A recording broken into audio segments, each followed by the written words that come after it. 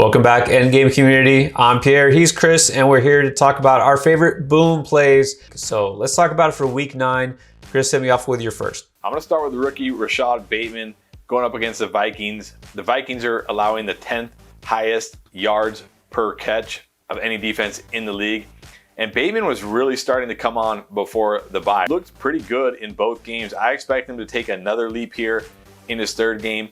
And the Ravens, they're not really running the ball like they used to because they don't have any running backs. So Lamar Jackson is airing it out. He's throwing it deep more. I expect to see more of Rashad Bateman here in week 9. I think this is a week where he can boom and put his stamp on this NFL season as one of the better rookies for 2021. I'm all on board with that. You know, I love Bateman as a prospect. A lot of people scared away of the fact that he went to the Ravens, but it doesn't look like we should be scared anymore. All right, now, if you are a Derrick Henry owner, you're probably very scared and sad and lonely at this point. Jeremy McNichols is technically the guy there right now who is left. They're going to sign Adrian Peterson, but McNichols is the one that you should probably have more interest in for fantasy because he's going to be the one who catches passes.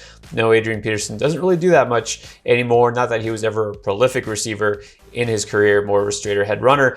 So McNichols is a guy who, you know, he's got 27 targets in the season, 21 receptions, but it looks like right now McNichols does have PPR value because they're going to need to use him as a receiver out of the backfield. And going against the Rams, typically you'd say that is a really bad matchup for running backs, but not when it's a pass catching back. Only 6 defenses have allowed more receptions and yards to running backs. McNichols could get several dump offs, could bring you some PPR value, but he is somebody that you could consider flexing, especially if you're stuck holding the bag with Henry out of your lineup. All right, get to some more boom clicks first. Don't forget, hit like and subscribe if you like what you're seeing here. Again, we're always here to try to help you win at fantasy. That's it. That is our end game. All right, Chris, give me another boom pick for week 9. I'm going to say Emmanuel Sanders will bounce back from that big fat 0 he gave you last week and boom in week 9 because he's going up against Jacksonville. And one thing about Jacksonville is they don't give up a ton of points to wide receivers because teams don't have to throw on them very much. But when teams do throw on them, they almost always complete the passes. Wide receivers are catching passes at a 77% rate against Jacksonville, which is by far the highest in the entire NFL. So no, Josh Allen may not throw the ball 35 or 40 times because he probably won't need to, but it doesn't matter. If Emmanuel Sanders gets 5 or 6 targets in this game, there's a good chance he's going to catch 5 or 6 passes, and he always has a chance to catch a touchdown or 2. So don't give up on Emmanuel Sanders. It's another great spot. I think this is a week where he booms and rebounds from last week's awful 0-point game. Yeah, you're never going to go wrong playing against the Jaguars. But you guys also have probably heard about Calvin Ridley. Definitely out for this week. Who knows how long he'll be out. Okay, so who fills the void there? Maybe Tajay Sharp? That's what happened last week. We thought it was going to be Russell Gage, this guy that we were high on the preseason and showed some flashes last year, was kind of coming on. And for whatever reason, still not sure why, it's not injury related, but Gage was not even targeted last week. Tajay Sharp led the team in receiving, so we've seen him come on a couple times this season and fill the void. So it looks like Sharp might actually be the #1 wideout. Atlanta still one of the top pass offenses in terms of pass attempts per game.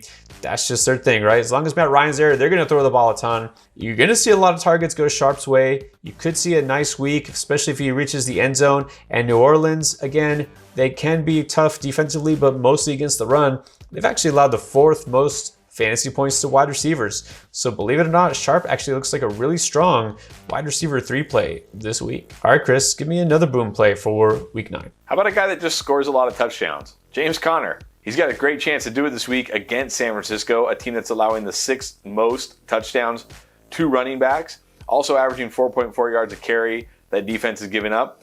And we know Kyler Murray is not 100%. So there's a chance that Kyler Murray may not play. And if he doesn't play, that probably means they're going to run the ball more than they would like to. And that means more James Conner. But even if Kyler Murray does play, he's not going to be as mobile as we're used to. He's not going to be able to call those design runs for him, you know, coming off an ankle injury. So that'll probably still mean more James Conner. So no, he's probably not going to boom in the yardage department because James Conner never really booms in the yardage department. This is a matchup where he could have another 1 or 2 touchdown type game. And really, that's all it takes for James Conner to boom in your lineup. Yeah, I'm with you there. I'm kind of getting the feeling Kyler Murray won't play at least this week. If he doesn't, you know who the backup is? It is Colt McCoy. And guess what Colt McCoy loves to do? He loves to throw to the tight end. So McCoy will probably target Zach Ertz quite a bit. And even if it's Murray who is in there, again, he's going to be limited. We're not going to see him running around as much as usual. We're not going to see them probably airing it out as much as usual. Defense, they're going to have to play more conservative, close to the vest. I think Zach Ertz gets targeted a lot more either way, and he's been productive ever since he moved to Arizona. And so at tight end, Zach Ertz to me is a top 10 play this week.